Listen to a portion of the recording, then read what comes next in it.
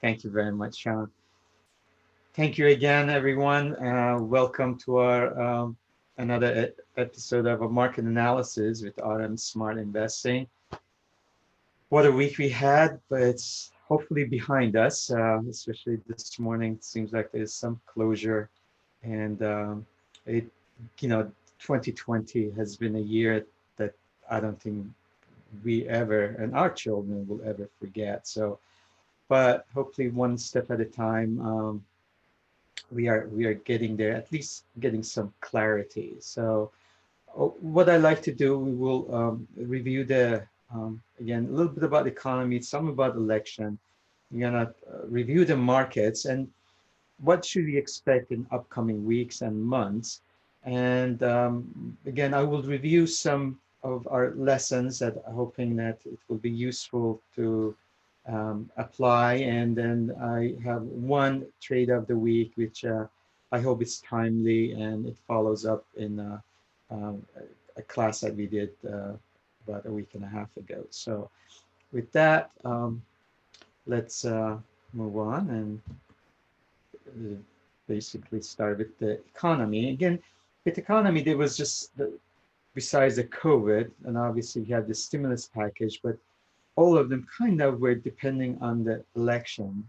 And what I would like to spend a little time, I think the biggest losers or the biggest uh, segment that it lost more credibility was the pollsters. And if you recall last week, I mentioned about the work force and how people at work, they're very hesitant to share their really inner thoughts and go more toward the conservatives, but also it happens also with the liberals, depending on what environment you're in. So when the pollsters call or they do the whatever system that they use, basically it is not, I don't think people are real truthful. The other problem they have is I don't know how many people have landlines. Very few. I'd probably 9%, 12%.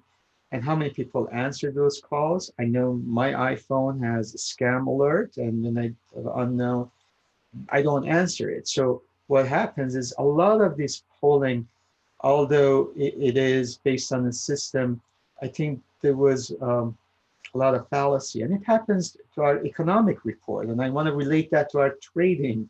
And it is based on models, uh, the weather, which actually have become better. They are all on the models that it works sometimes and it doesn't work other times. And sometimes you wonder when you do the hypothesis, you do the null hypothesis, sometimes you wonder, do you have the bias? We want to favor I talked to the pollsters, so I'm thinking, is the conclusion is already made and they want confirmation, or is this like really uh, very neutral and they look for the conclusion based on the hypothesis? And I want to relate that and I bring it back to the government statistics. A lot of times they use the it's the polling. They call, and again, how many people answer? Well, are you employed? And how do we even define the employment? The employment number came on Friday. We are up. The employment numbers are down 6.9%, but still double where we were in February. And also, we have gained about 10 million, but we're still below the 20 million that we lost. So it's all relative. And I want to relate that to back to our trading. And sometimes I think, and I emphasize that sometimes we want to dictate our bias on the markets just because we feel the markets have to go up. We want to force it. And we forget is that emotional, the human side of things that we have to consider. So it's not just about the numbers. It's not about the raw numbers. It's about the decision that we're making. We are not really independent. We are not neutral. We have our the biases from our childhood, our environment comes into picture, and a lot of times we don't make the right decision, and then we blame the markets or the the manipulations and other things. So I thought that was important to relate all that with the government numbers, with the pollsters, with the economists, with the weather, and also our trading. So, and I think we saw that. I mean, that was a big. I'm just thinking about like Florida, for instance. They really got it wrong.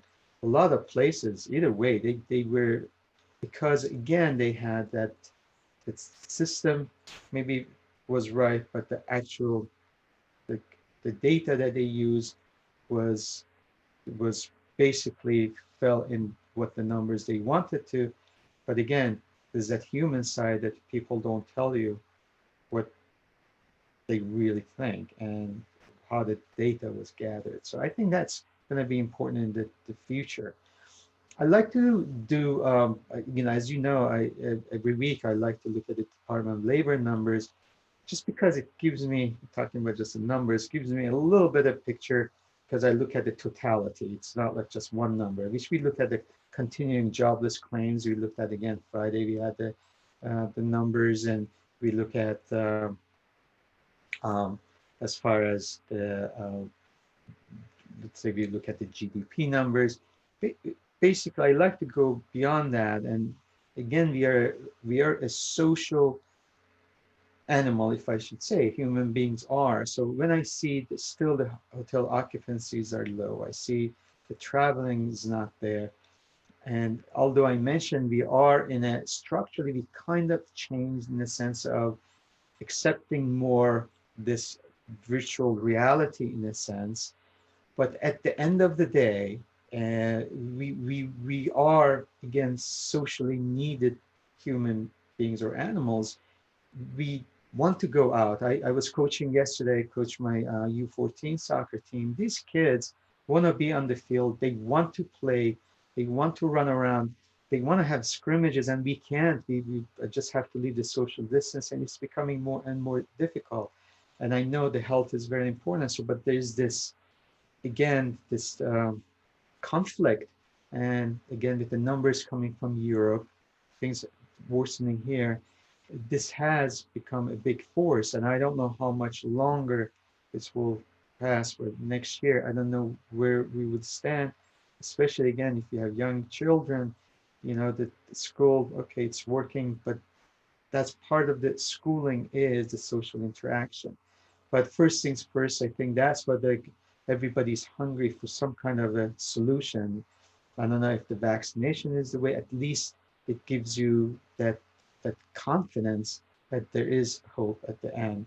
But I don't think we're totally going to be all, on the laptops and the computers and the Zoom rest of our lives. So that should be changed, and that will happen. The concerts of the people are, they want to go out to eat, at the 8 o'clock. A lot of places you go, they're closed. We need to do that. So that's what the reason, making a long story short, is that's why I look at the numbers. I look at who's traveling and what is happening with the leisure and the hotel occupancy.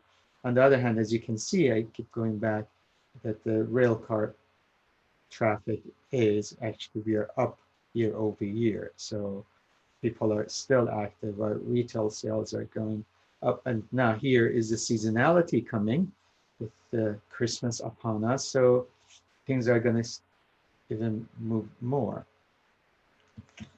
A little bit of election.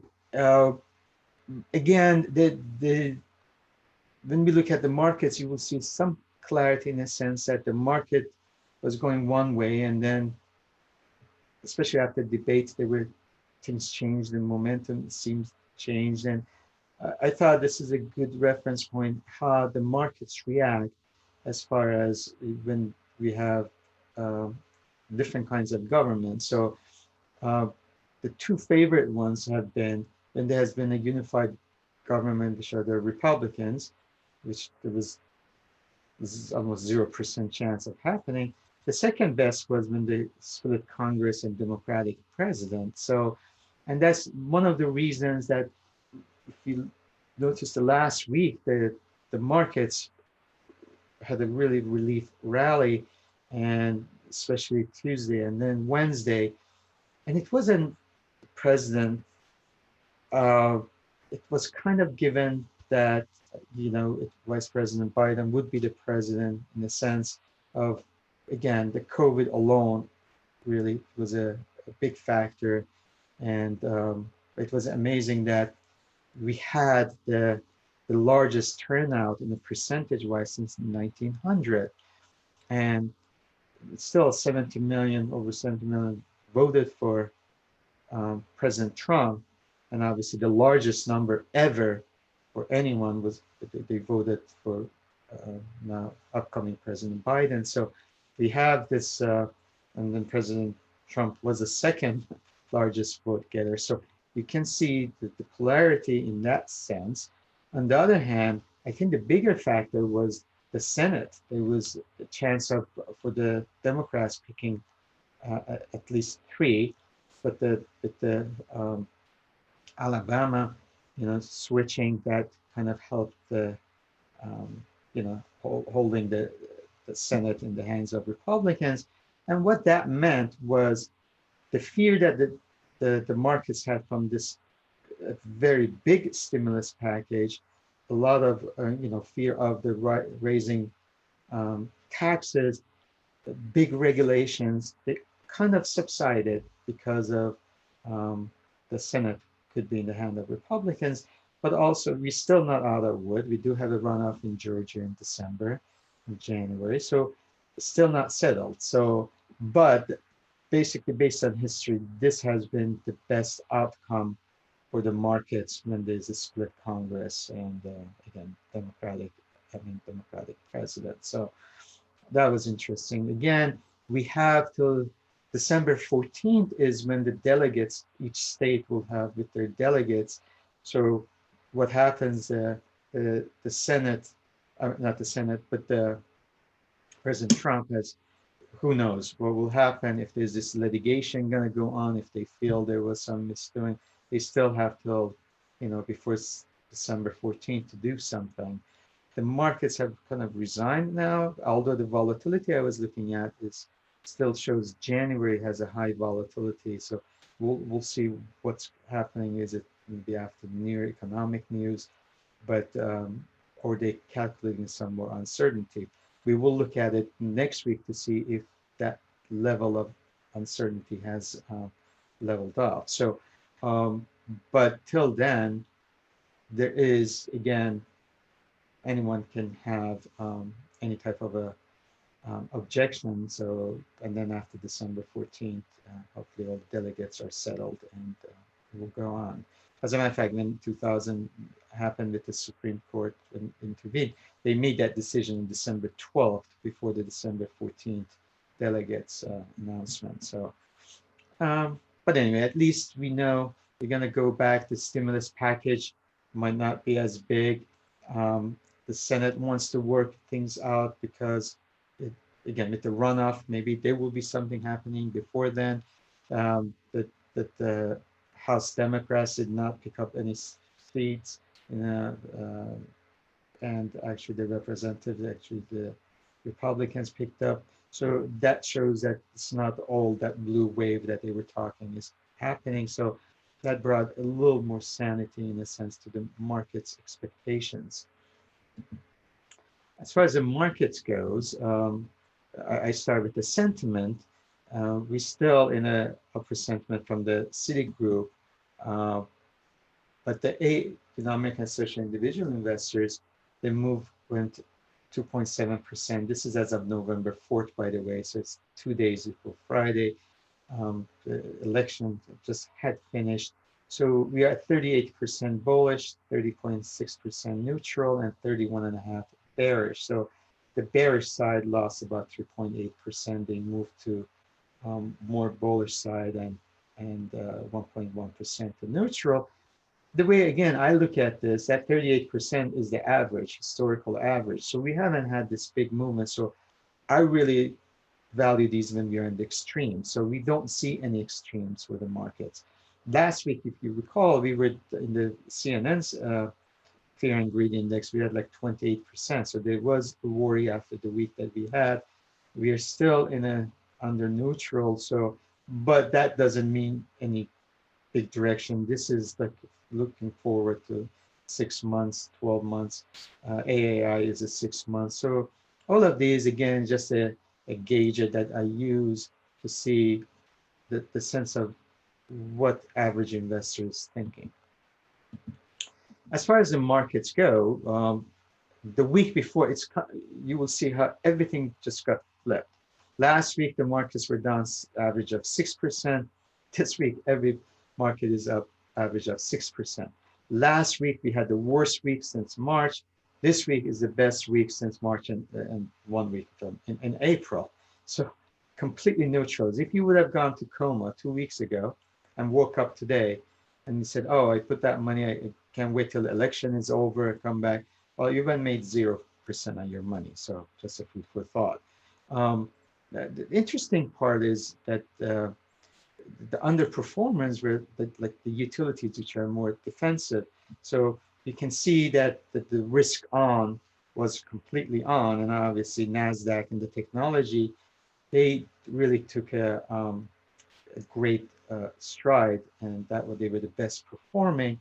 A couple of reasons. They were concerned that there might be more regulations. There might be some as far as the taxation would be a big one. So that was again more of a relief rally, especially after the earnings that we had the week before. So on the other hand, when you look at advanced decline, you can see complete switch. We had 324 declines and the previous week with 2,800 advancing. This week we had 2,600 advancing and 548 declining. So pretty neutral.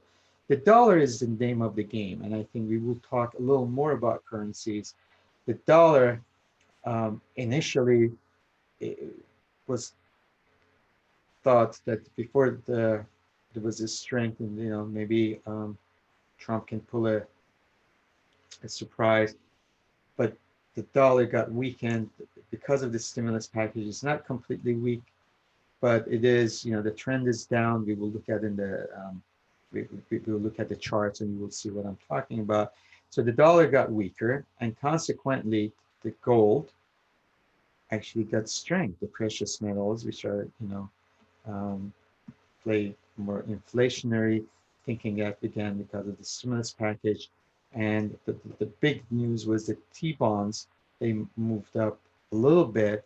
There was that relief rally again because of not knowing that there was not this blue wave that it's going to be a complete inflationary in the sense of, big stimulus package, a lot of more government stimulus and funding, and plus the as far as the taxation. So that was a little more settled. I still think that T-bonds are not exciting place to be. I mean, making, on that 10-year, making 0.8%, a lot of institutions, unless you are like insurance company, which is the asset liability, it is very difficult. So that's one of the reasons that the money is looking for the best place to go. And that's what the stock market has been. The equities have done well. And then we look at the precious metals as an alternative. We look at Bitcoin. We will talk about Bitcoin, for instance. So money is looking for alternatives. And because of the weakness in the dollar, and I've mentioned it before, emerging markets are now, with the election of upcoming President Biden, this is a good time. Again, we're looking at the Asian markets, emerging developing markets, maybe the tariffs, or who would say President Biden's administration will be more global friendly. So that's the time, and that's one of the reasons, again, the dollar got weaker. In a nutshell, again, we are in like 6 and 7s. The Dow Jones Industrial was up 6.87, S&P 7.3, and NASDAQ was up over 9%. One thing I want to share with you, which is very important, is what sectors did well and where we stand as of year to date. So you could see everything was in green. Again, the weak ones this week, it kind of translates to weak ones for year to date. So the strong ones been the consumer and the technology and the communication services, and they're the top three and top four. So you can see on a weekly, except maybe industrial a little bit because of the being economic sensitive and the movement of the economy. And so they was a little relief on that, hoping that the stimulus package will come. Other than that, they very much translate what happened this week to what we are in here today. So we are, as you can see, the bottom four sectors, the worst one is the energy. Now, again, the election of President Biden doesn't help that much. So that they have been down almost 50%. And then the financials. And will there be some regulations coming to the financials? What is happening with the real estate? What is going to happen with the default? Or is, and that's was a little relief rally in financials because the idea was, what if there was this blue wave and then we had like the banks had to hold off or the landlords had to hold off in collecting the rent or paying the mortgages. So again, financials, although they do have the capital reserves, they still, you know, there is going to be defaults coming up. And with the real estate, especially commercial, and what is going to happen with the regulation. So these all go hand in hand. So, but I thought looking for opportunities, this is important to see where we stand. Um, I thought the first chart that I'd like to share with you, I started the weekly on Russell 2000, which is the small caps, which has a lot of energy and financials and industrial. So as you can see, they had they've been really underperforming S&P, and then last they've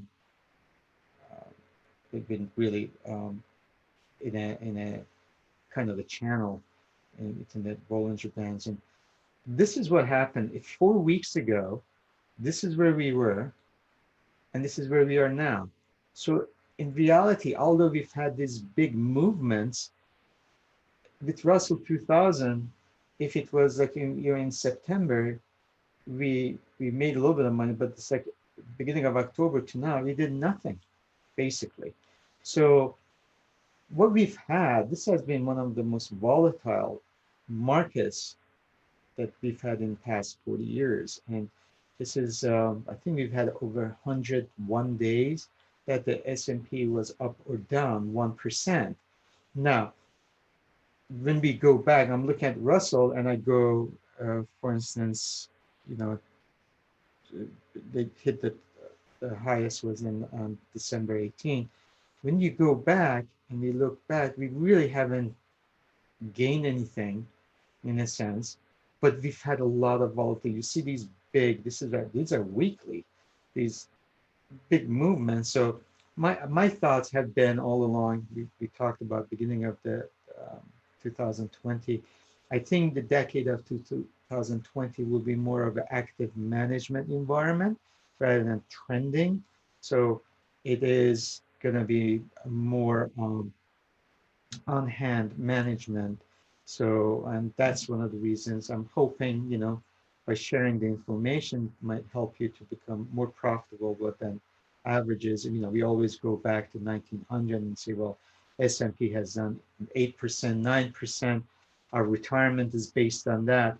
But what if our retirement is based on the highest, you know, all these numbers, and after that we have a downtrend? So these are the things we have to be concerned about, that we really want to watch our projections carefully. So in this situation, again, I think that 1% volatility, I mean, it's been a very exciting year for me personally, because, you know, when things are trending, sometimes it's very difficult. It's good as a passive investor, but as an active investor, opportunities aren't as much. So volatility is a trader's friend. So this is what happened with the S&P. This is S&P futures. And what we are looking at is, and that's the reason I really want to make sure you understand these Bollinger Bands and how they work, why these moving averages play a role, because a lot of big institutions and traders watch these. So this is the S&P futures. We hit the upper Bollinger Band. We parked the car a little bit in a on the 18-day. And this is last week we talked about it. We said we are at the support. It's the 100-day moving average. And as you can see, we were embedded and then we were oversold. We moved up. And that's what the market had a fantastic week just because it's more of an even technical bounce, not only relief from the fundamental reasons, but also the technical bounce. And now we are very close to the upper Bollinger Band. So the word of caution, what will happen is this looks like almost a triple top. We are close to the upper Bollinger Band. We are relieved, so we will have some clarity. But technically, this is where you have to kind of find out, do we have follow through? Seasonality, we are in the positive part of the year. We have the Christmas rally, as they say. It starts usually in November. November and December are very strong months. They are, um, you know, pretty active months. So for many reasons, we have the, we talk about the Black Friday, it's supposed to be, which is every year is becoming more e-tail rather than retail.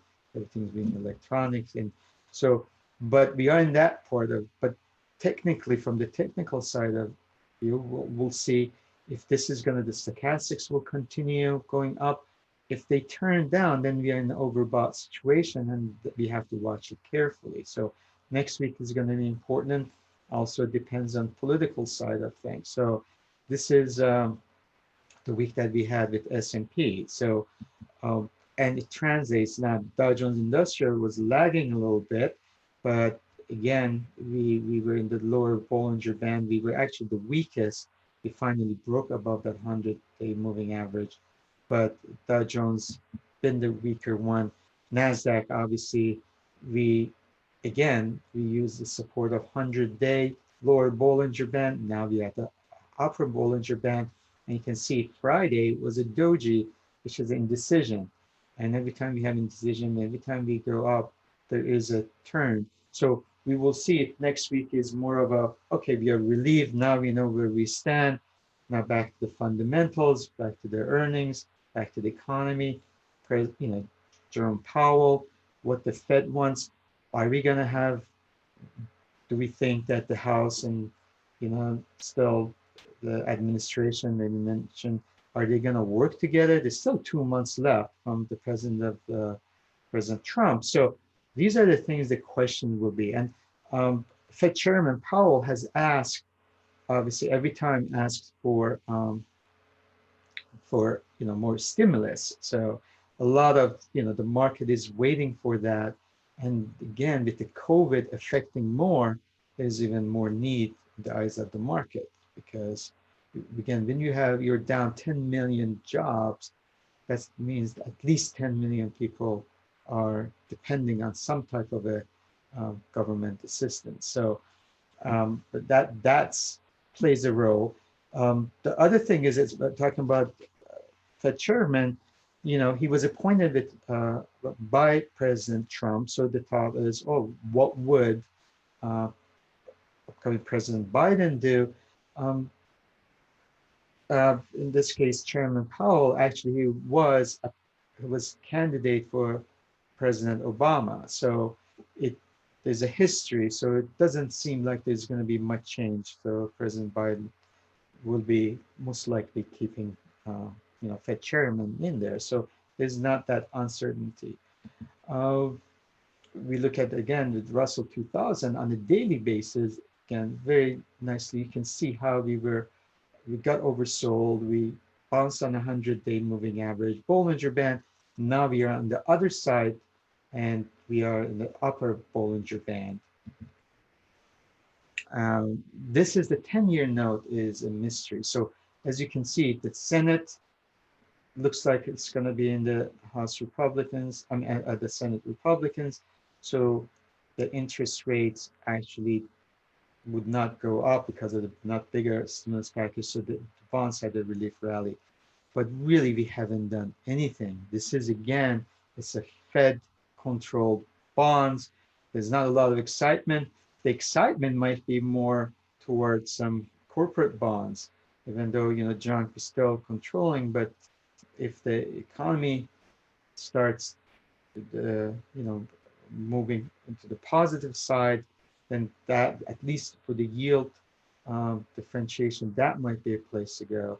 Municipal bonds looked attractive. If there was this blue wave, they still probably look attractive, but I don't think that the tax effect of with the knowledge that we have from upcoming President Biden, he's worked with the, you know, which has worked with Mitch McConnell for many, many years. He was 44 years ago, I believe, he started his career and, you know, was elected. So he has a long time relationship. So he's more of a conciliatory person, depending on who's going to be on his administration. He knows the government is split.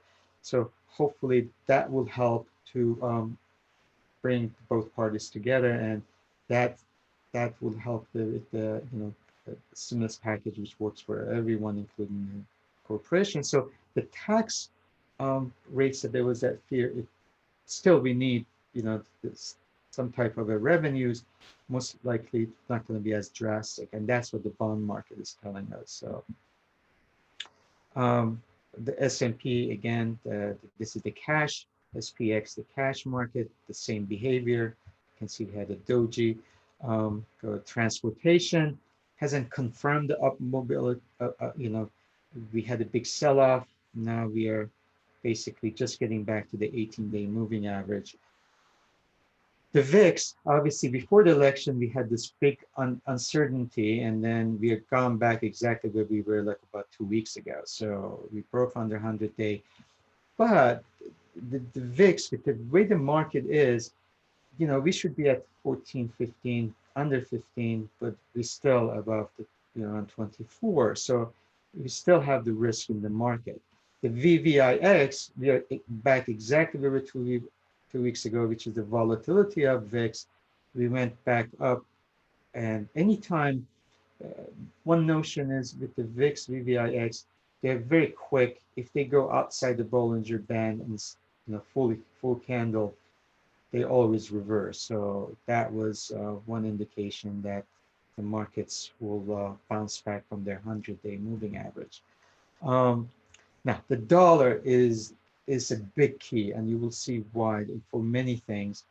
Now, the dollar had a little relief rally, went to the upper Bollinger Band in the 100 days, and now we are back to lower Bollinger Band. So we'll see if there's going to be some stabilization. Now, based on that, what happened was gold had a really nice week, because we had broken down below 100 days. My hope as a bargain hunter was like, maybe we could go to that 1800. I would definitely buy more. I do hold gold, done, you know, played with the mining stocks, and so we'll see with the dollar, if the dollar gets stabilized, so maybe gold can um, have a little retracement. One thing about gold is precious metal, especially gold, once the momentum starts, they like to run.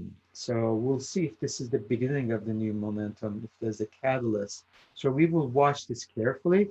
You can see the wave that we had here. So, and the gold also likes to move in the 25s. So it likes to go, if it's at 1900, likes to go 1925, 1950, 1975, 2000. So these are the things we should watch. 1950 was a number. Let's see if we go to 1975, or we will come back to like 1925, 1900, whether we go to the lower Bollinger Band. As you know, I'm more favorable towards silver. Just it acts a little relative basis. It has underperformed gold since 2011. So it is, I would be a buyer. I've said it again, silver at 20. But as you can see, we really hugged that 100-day moving average. We've been doing that. And again, we had a nice week last week. I had sold some puts on silver, 20 November 20 puts, and they were all, you know, hit at 5 cents. And I collect, you know, I just covered my puts, but that looks, you know, it will follow what gold does, but I think silver is attractive. Well, my hope is it will go down again. If it hits $20, I will be a buyer of it. Crude oil, that's another one we've been talking about. It's been, again, the supply and demand with the COVID that affected it. This is our support. We've been hitting it. Last week we hit it and bounced back. After election, you can see we had a sell-off. I've mentioned it for many reasons. With the Libya, I've talked about Iran, whether the relationship with Iran will, what will happen to the sanctions, what the upcoming President Biden's relationship will be, would they come to the table? And those are the questions for the oil, because that means Iran will be able to, put 2 million barrels, at least, I mean, about 2 million barrels oil will be open for them to put in the markets. And the Iranian economy is in a shambles. And what has happened with the COVID on top of that, it's been a very difficult economy. Um, Changing the subject, I thought this is timely. We talked about energy and oil. Now the TAN, which is the ETF or alternative energy, and wind, and this, you can see how wonderfully it's done while oil has been going down. This now with the election coming up, as you can see, clean air, energy, and all that, you could see again all the markets dropped in the anticipation maybe there would be surprise, and then we bounced back. So we've come a long way. It's been a big performer, but you can see how much volume is coming back to this index. I mean, in this ETF. So TAN is something that you can watch, play as an alternative energy play. By the way, when you see, just a reference, if you see HB in front of any type of a stock or any type of a ETF, there's HB, which means hard to borrow. And that's important if you're in shorting stocks or ETFs. So it's very difficult for your broker to go and short this. So that's why you will see that HB. Expected move, which was amazing week last week. The week before, we talked about things went the other way, and I'll start with the SPX, which is the S&P 500. The previous week, we went way below the expected move, and this week we are way above at the, probably 1.5 standard deviation, almost 2 standard deviation above. And this drives the market makers crazy. And we did have that in the past, in after February, March, you could see we kept going. So this is something, and I mentioned last week, they want to really get it under control. And it has been very difficult last 2 weeks for them. So, but if you notice, usually when it goes one way, it kind of rebounds, and then our standard deviation, expected move has narrowed down because now we have a little more clarity. The VIX is shrinking. So we'll see with the numbers, we have a lower expected move. I think it's going to be 91, which is very small. But I won't be surprised. Again, this week we go outside the expected move. So I don't think we're still out of the woods. But that was a really wild move. Now, the interesting part is it wasn't just SPX. It was on Russell 2000, huge move. And we were outside of it the week before. We were outside of it this week on the opposite side. The same thing happened, a big one on QQQ, the NASDAQ 100. We were, again, big time. So the plays that we've done, for instance, keeping the things in expected move, it was, obviously it didn't work as well. It was more of a directional, and the same thing in gold, the same thing in silver. Although with silver, you can see the expected move continues with the same velocity as far as the deviation. So we have the same range. XLF finally had a little positive move. It was down the week before. Now we were up this week, but it's getting narrowing. The energy, I mean, this is energy. I mean, they've been just beaten up. They stayed inside. They were up for the week, but they were really beaten up. The range is getting smaller. and we'll see what happens again with the new administration. Last but not least, I think, oh no, there's more. But the 10-year note has, again, we can see now there was this big volatility expectation, stayed within its range, the upper edge came down, and now the range is smaller. I just thought about Apple. The previous week it had the earnings, went outside just barely. This week just completely bounced back, and now again the range is getting smaller. So I thought that would be good. One thing with the new administration, we thought, but New Jersey passed the cannabis and like marijuana stocks, and Tilray is one of them. And again, look at this range. That was huge range for Tilray based on expectation, thinking that, well, with again more of a liberal side, we hopefully for them, they were thinking that it would be a federal law. Right now, as you know, it's state by state. A lot of pharmaceutical like to get involved with this, but because of federally it's illegal, they can't. And what is happening is there's that hope that it will be legalized, and that's what the stock like Tilray, which has a earning coming up, I believe, on Monday, did very well. Cronus had a good earnings, which is another, um, cannabis play. So this is huge move, and let's see how far we were outside the standard deviation.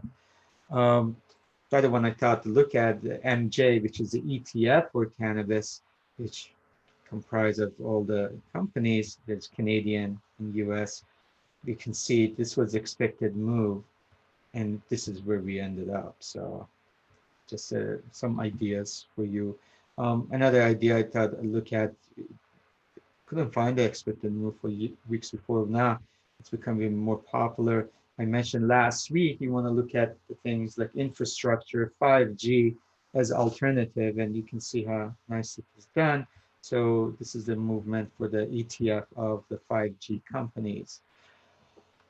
Following up with that, we wanna work on some lessons that I thought last week we could use for this week, and there was a few lessons I had to share with you. Number one, this is how we can use the currencies, the forex, to give us guideline what's happening with our markets. As you know, forex is by far the largest market in the world, and a lot of governments, institutions, they need the blood of their economy is a currency. So during the election, this is the election night, and we were looking at right after, and this is after hours. The beauty of a forex is almost 24 hours a day. So I was looking at the Mexican peso. So initially, when Florida was won, we could see there was this big spike in the dollar against Mexican peso. That means Mexican peso got weaker. As you can see, the dollar has been getting weakened because of the, you know, the expectations that there will be a blue wave, and then it the dollar got a little stronger, and then that day, within minutes, we had this big spike, and then we sold off, and it, that showed that that was not to be. So you can, by using Mexican peso, and actually I used that in the 2016. I was watching the Mexican peso, and as the states were coming, and it was just getting weaker, and that would give us that did give us, knowing that no, it is, President Trump will be the president just by watching the Mexican currency. The same thing happened with renminbi and yuan in China. The same reaction as soon as that what happened was the Chinese yuan, and it had a big spike, and then as you can see we've sold off. So they they've been, besides the COVID and other things, they've been dictating to us. They do control the currencies, I can understand that, but it just was interesting to see how currencies can react to the election in the United States. last but not least, talking about currencies is, um, as you know, because of the tariffs in Iran. So I thought this would be timely. What has happened to Iranian currency, which is rial, and rial has, it was 2 years right before the um, tariffs, which were put on in May of 2018 by President Trump. $1 was 4,000 rial, so it was 1 to 4,000. And in last year, we've been just moving up. So now you can see how inflation has been so bad. So it's not just the sanction, but it is a big factor in the economy in Iran, which is a very rich country, natural resources. They have a very educated population, but unfortunately, with a lot of different factors, um, and the sanctions obviously didn't help. So in October, middle of October, we had hit over 32,000. So with the elections coming up, and I just thought it's interesting that this is as of Friday or Thursday, we were at 27.4. Today, as soon as President Biden, upcoming president, was finalized, we are at 25.2. So that's how the foreign markets react, and that's why I think this coming years it will be a good time to be more global, look into some of opportunities overseas. Again, it could be the weakness of dollar, but also opportunities with some of the companies who have a better fundamentals, and again with the technology the way it is, it offers a better opportunity for the middle class in those countries.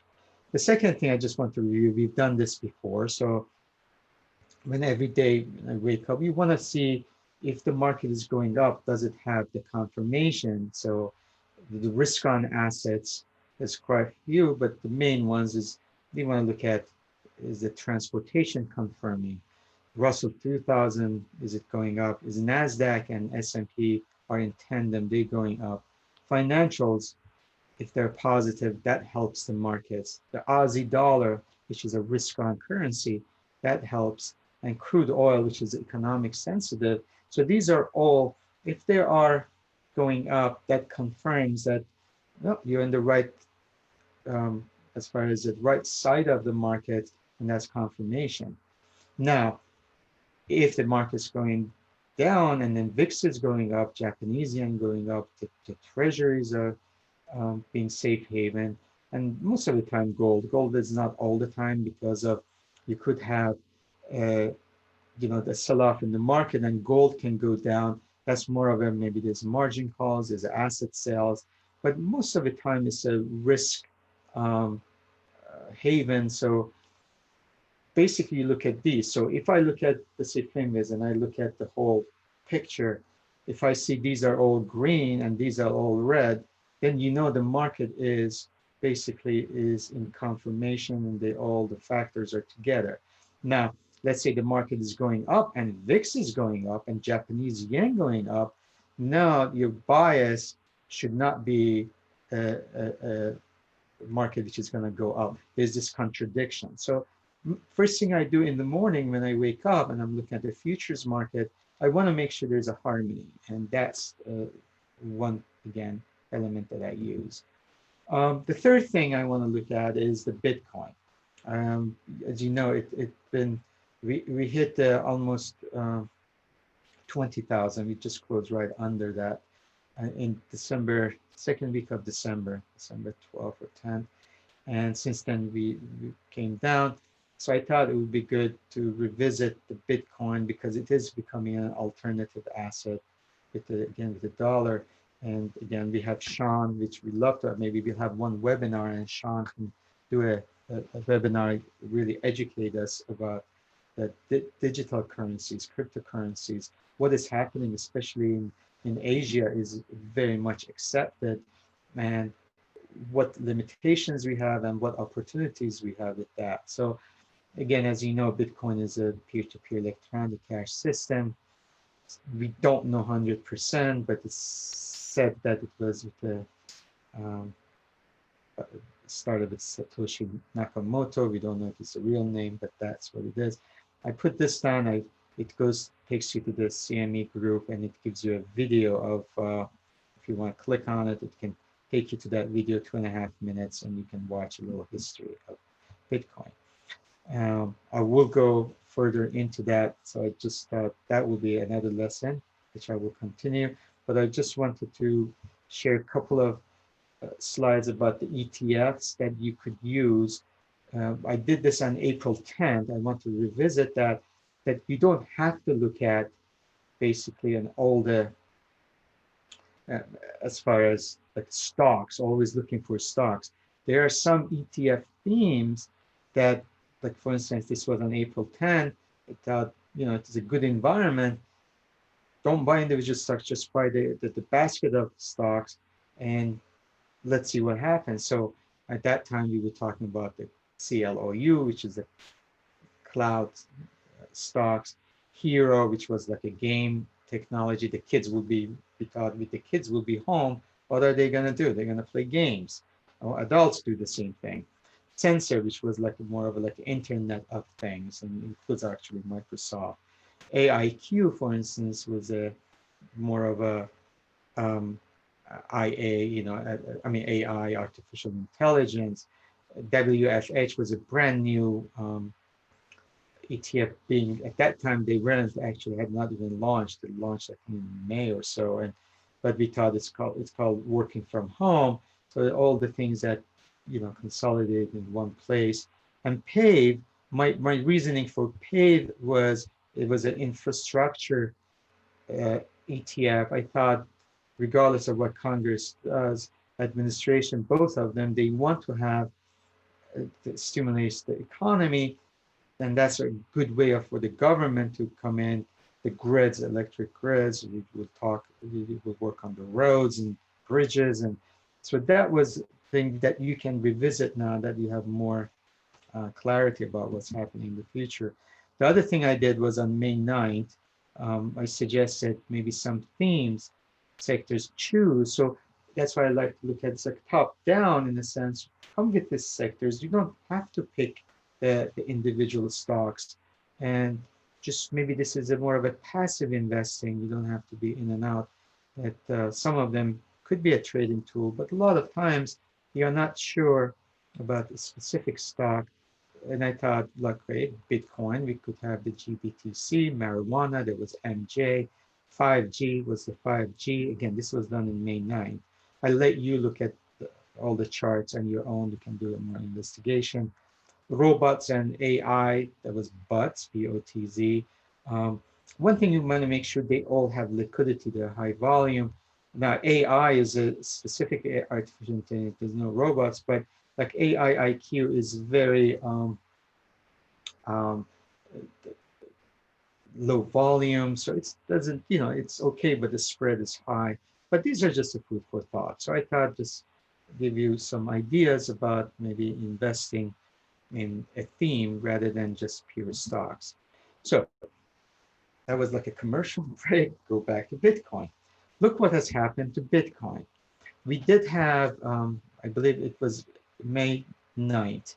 I had a talk about Bitcoin, introduction about Bitcoin.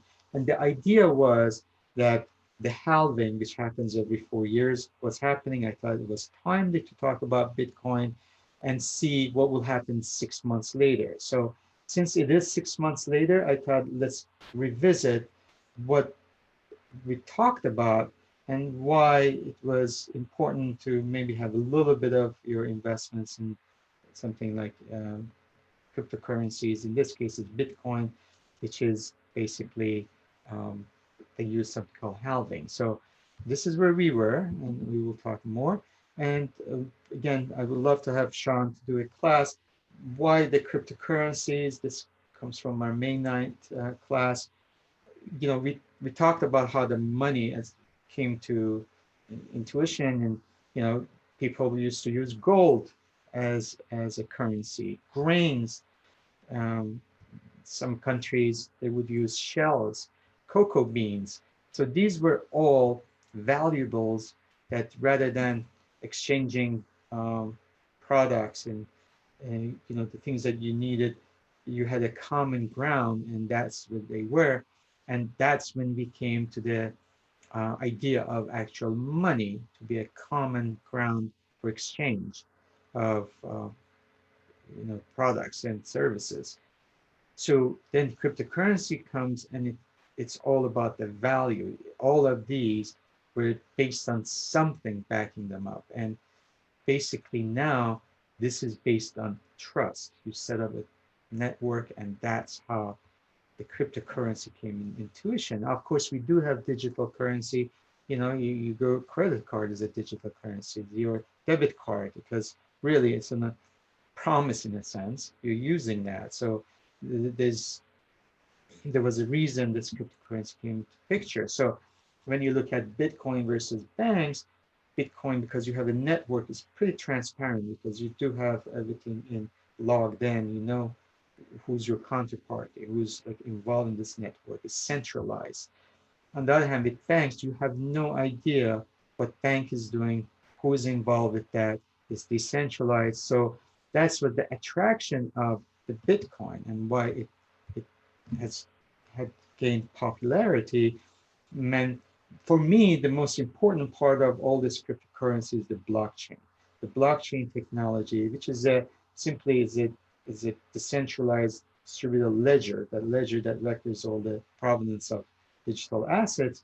It is something that is going to be lasting. People always think Bitcoin might be come and gone, but I think the blockchain is with us for a long time. So what it does, it allows us maybe use some opportunities to see what companies are involved with that. Now, the talk was in May. My reasoning uh, for being involved with Bitcoin was the halving, because what that meant was you're allowed to come up with you know, they call it mining. So you have mining machine, and then you can use that to come up with certain number of Bitcoins. So, but every 4 years, it gets cut in half. So in 2012, what we did on November 28th, they had their first halving. So at that time, there was 50 Bitcoin per block that they were allowed to do. By November 28th, after that, they could only do 25. Now, um, obviously, don't know about how the machines work, which are getting much and much more smaller. It's a lot more energy efficient because you needed like a city's whole electricity for your mining. Now they have become compact, very energy efficient now. But I'm not familiar with that. But I know I like the history. I like to know what happens with the reaction to that. So what I went and I looked at, I said, well, when this first halving happened in 2012 on November 28th, the price on that day was $12.35. Can you imagine that? Bitcoin was 12.35. 150 days later, I'm looking at about 5 months later, actually. So it was at $127. So that's like 10 to 1, actually.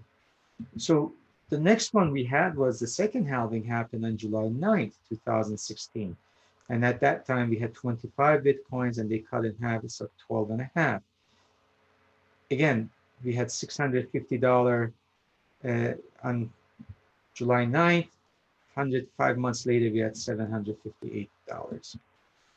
So when we were doing the class, it was right before, 2 days before the halving. At that time, we had 630,000 when it was hit, which is we had 12 and a half Bitcoin per block, and we dropped to 6.25 Bitcoin per block.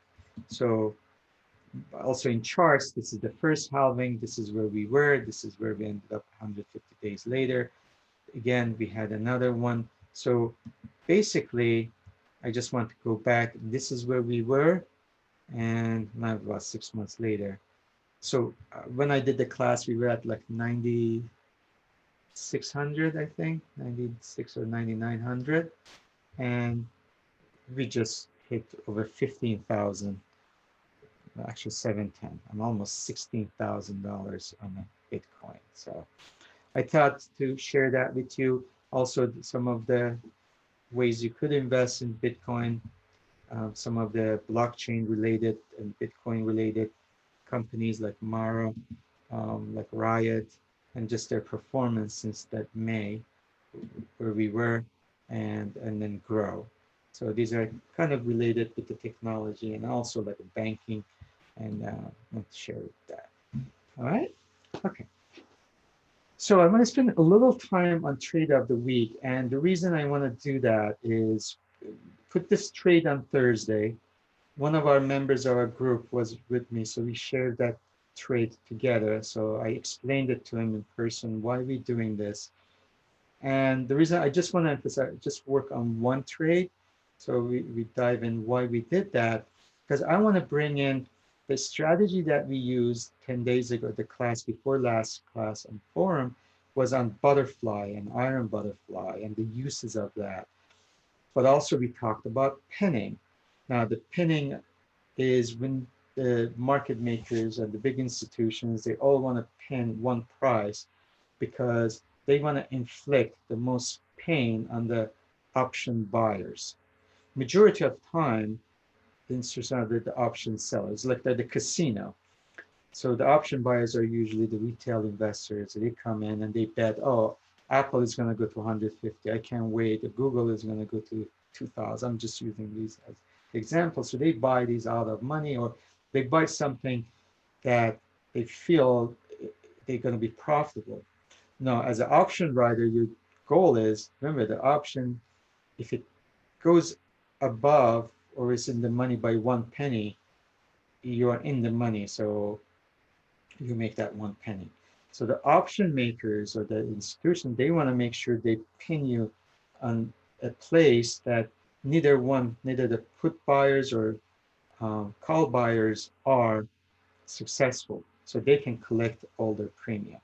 So they throw you some bones once in a while. You know, it's like a casino. Somebody wins 1 million or 2 million, but 999,999 people, they're losing little few dollars here, a few dollars there. So basically, the idea that we had Thursday was we, because it was option uh, Friday, the big index, especially like S&P, same thing with gold, but indexes, they respect their round numbers. So what I mean by round numbers, like a 3,000, let's say 30,000 Dow, 10,000 NASDAQ. We think about, for us, S&P 500, the cash was floating around, it was under 3,400, I mean, and under 3,500. So my thought was, this is on Thursday, usually do it on Thursday afternoon. My thought was, the market is going to be pinned at 3,500. So, which that means that what, $350 S&P. So what strategy do we use if we think the market is going to be at that 350? And that's what we learned in that class was that butterfly, that we basically sell the, the 350 and we buy the wings to protect ourselves. So when you sell, your goal is that to make sure it ends at that price and you collect all the premium. So, and then you have wings to make sure it doesn't move outside that. So you will make money if you stay in between. The most money will be made when it's the closest to that, in this case, 3,500 or 350. So this is what our colleague did. So we bought less than that. We originally put the 10 SPY November 6th. So this is November 5th. Remember, we are November 5th. We bought this butterfly, which is, that means we sold two per, per one of the wings. So the 350, because that was our goal, that's our pin. If it's Apple at 115, that would have been Apple 115. Then we go outside with a spread of 2.5 to make sure we are protected. So in this case, we sold this, we bought the 347.50 call, and we bought the 525 call. and we paid 51 cents. So it's a debit. So what that means is the most that I would lose when you buy something is the money that you paid, the premium you paid. So for one contract, I would have lost $51. So for every contract, I would have $51 at loss, but that's the maximum I will lose. The profit I will have is between the spread, which in this case is $2.50, and basically the money that I paid. So I would put in $51 or $50 for simplicity, and I can make $200. So this is 1 to 4. And that's what butterflies are, very attractive risk reward. So the reason we like we do butterfly condors, you actually receive money, so the risk is higher, reward is lower, but the probability is much higher with condors, but with butterfly is not as high. So, but the risk is pretty limited, $50 for $200 profit, which you can see for 10 contracts, basically we risk $510, but we could have made $1,900 on this. 1990, it's almost $2,000. So this is where we put in. We bought it at 51 cents. So just bear with me. So I hope you understand. So our goal was we're going to pin at $350 Friday's closing, which is at 1 p.m. And if it does that, we will hopefully, whatever it is, be made. But again, as you know, me, with even Butterfly, I like to collect, if I make good profits, I like to get out of it at least some of it. So this is what happened the next day. This is Friday. So our colleague, he put a limit of, so we bought at 51. We said, well, we'll be happy with 100% return. So we put a limit of 102, and we basically for every contract, so I think it was filled at 113, something like that. So he actually made 113%. So for $51, he made $57.50. So that was our play. That was a play of the week, that we use Butterfly for something that has a very low risk and very high return. And in this case, we made, I don't know, 120%. So I was looking at it, so I was in it. So when he got out, we actually just kept selling more. So we sold one at 132. My account sold some more at 152. And the end of the day, it was, I hope it's big enough, it was at 185. So 51 cents in, 185 at the end. And basically, it was, again, almost 1 to 3.5, 1 to 4. And that's what I thought it would be good to see how the butterflies could be in action. And just to share with you, this is Friday's closing. S&P closed at $350.18. So it worked out. Again, as I mentioned, the numbers, they like to be in the round numbers. We could see that, again, this is based on experience, the history, the round numbers come in play, and that's what we tried to do it the day before. Could even do it on the morning of it, but I like to do it so we could collect a little more premium. It might have a little more juice, and it's a little more predictable. I didn't know if it's going to end there. It's just the two things. I know we close to upper Bollinger Band. We had a double top, but my main reason was respecting that the 3,500 round number. All right. So if I would have lost, it would have been, or it would have lost $510, or increments of $51. But the risk reward was, pretty attractive. Okay. The last thing on the trade of the week, I just want to share this again with you. I emphasize, so every week I like to go over it with you, is the gap plays. So this was Thursday's gap. This is Friday's gap. We also had another gap. So two things I want to, again, if you following on a daily basis, you like to be more short term, but also want to have direction for your investments and trading. there's two things you have to look at. So this is Thursday. This is a huge gap. So remember, all we work on is probability. So here I am, and I've mentioned to you that Tuesday, Wednesday, Thursdays are great gap play, but I don't like to play if it's more than 1%, especially if something called outside day. So here I am, the market closed, the highest it was here, and then closed here. We gapped higher than the close of the previous day. So this is called outside day. When it's outside day and we have a more than 1% gap, the odds of closing that gap is very low. So if you want to play that, again, I use futures, but we could also use options. We could do condors, like basically based on our first hour that we discussed it before. I like to put my limits at the first hour. What was the low of the first hour? What is the high of the first hour?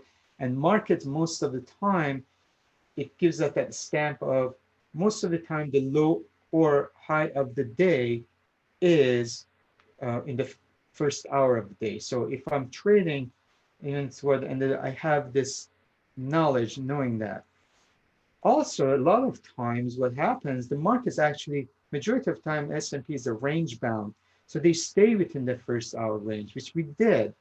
So, but if it was a gap, if we were reversed and we were gapping down, then I know that what is my odds. So if it was going down, it's more than likely it would not hit. I like to fill the half a gap, and it will be a false and it will come back. So remember that it is, this is something that you will encounter over and over again. It's a great play. You could use, I mentioned, you can use vertical spreads with options on the SPY. You can play IWM. Again, I use futures. You can buy put or call, just pure, just paying premium. But you could also do butterflies. You can do condors, thinking that if I'm playing the first hour, forget about the gap. I just think it's going to stay within this range. You can play butterfly of this mid range and just thinking that it's going to end around that in this range. So there's a lot of different ways you can do that, but this is you just have to have your strategy right and know why you're doing it. It's again, it's probability. If it works 7 out of 10, that's great. Now Friday, which I don't like to play options Mondays and the gaps on Monday and Friday, but you could see we did have a smaller gap. So it was not a 1% gap. We opened here. It was within the range of the previous day. So it was an inside day. We did go down, but eventually we came back and closed that gap. But again, we are the low of the first hour, it held. So we knew most likely we are not going to go back below that just based on probabilities. The high of the day we did reach it, but we ended up again within our range. So these are food for thought. I just had to share that with you as a trade of the week. The more you become familiar, the more you watch it. This is I use this is the futures, but you can use IWM, you can use QQQ, you can use SPY. You see exact same thing happening. This, you can just change the name. This is like a SPY, and you can play again the odds. All right. As always, every week I like to. Some of you really like the squeeze play. I thought that would be good to bring you some candidates every week. Last week we did like top squeeze plays that they're still squeezed. They're daily squeeze, by the way, and maybe they're good candidates. You look at the momentum, maybe the color of the bars are changing on the toss. Maybe they're ready to really start moving. Just food for thought, so you don't have to do it on your own. So last week we done S&P 500. I thought this week let's do it on S&P 100. Again, you want to have very liquid stocks that they have, they have options on them, they have volume, so you don't have to pay the spreads. Liquidity is very important. You don't want to pay too much for your option play, but you have access to this, so I will leave that with you. And the last but not least is upcoming earnings. There's Beyond Meat also coming on Monday. There's Tilray coming on Monday, McDonald's. this is a big one. Disney, the theme parks are still closed. We'll see how the ESPN and things are working. Cisco used to be huge. This was like, my God, in 1990s, we couldn't wait. Cisco will tell us the directions. Now Cisco is like lost in the pile. So, but anyway, it's still, I respect what they have to say. So they're very important. And then Honda. So there's a different from DraftKings and Honda, which is more economic, to food and technology and leisure and entertainment. So anyway, so that's for upcoming week. Just give you some food for thought. And with that in mind, I really appreciate your time. Uh, and we trying to keep within our half. One thing is